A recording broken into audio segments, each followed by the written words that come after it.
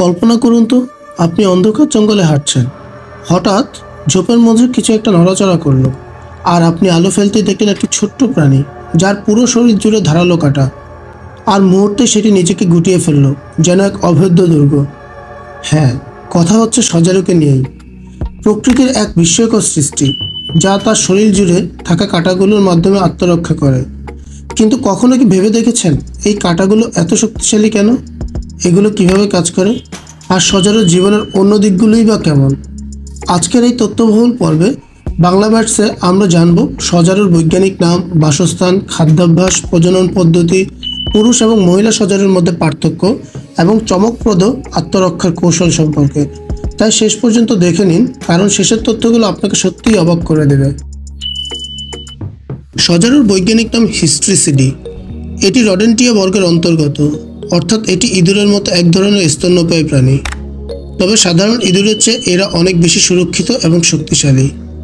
এই প্রাণীটির রয়েছে দুইটি প্রধান শ্রেণী: ওল্ড ওয়ার্ল্ড সজারু, যারা মূলত এশিয়া, ইউরোপ ও আফ্রিকায় বসবাস করে। এছাড়া আরেকটি শ্রেণী রয়েছে নিউ ওয়ার্ল্ড সজারু, যারা উত্তর ও দক্ষিণ আমেরিকার বনাঞ্চলে বাস করে। সজারু সাধারণত গ্রীষ্মমণ্ডলীয় বন, ঘাসের সমভূমি, পর্বত এবং মরুভূমিতেও টিকে থাকতে পারে।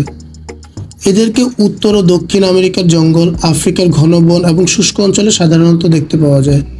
এছাড়াও এশিয়ার পাহাড়ি অঞ্চল ও মিশ্র বনভূমিতে এদেরকেও কিছু পরিমাণে দেখা যায়। এরা সাধারণত গর্ত খুঁড়ে থাকতে পছন্দ করে, আবার কিছু প্রজাতি গাছেও চড়তে পারে। একটি পূর্ণবয়স্ক সজারুর ওজন 5 থেকে 16 কেজি পর্যন্ত হতে পারে, তবে কিছু প্রজাতি মাত্র 1 কেজি ওজনেরও হতে পারে। এদের শরীরের দৈর্ঘ্য 25 থেকে 90 সেন্টিমিটার পর্যন্ত হয়ে থাকে। কিন্তু সবচেয়ে আকর্ষণীয় বিষয় হলো এদের শরীর জুড়ে থাকা ধারালো কাঁটাগুলো।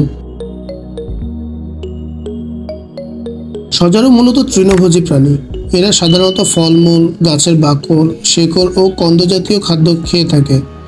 এছাড়াও ছোট ছোট গাছের পাতা, কিছু সময় মাটি থেকে মিনারেল বা লবণও চেটে খায়।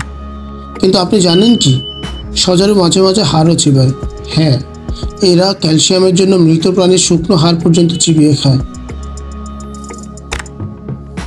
সজারুর প্রজনন প্রক্রিয়া বেশ অদ্ভুত। স্ত্রী সজারু সাধারণত বছরে 1 থেকে 2 বার গর্ভধারণ করে এবং প্রতিবার 1 থেকে 4টি বাচ্চা জন্ম দেয়। বাচ্চাগুলোর শরীরে জন্মের সময় নরম লোম থাকে, যা কয়েকদিনের মধ্যেই শক্ত কাঁটায় পরিণত হয়।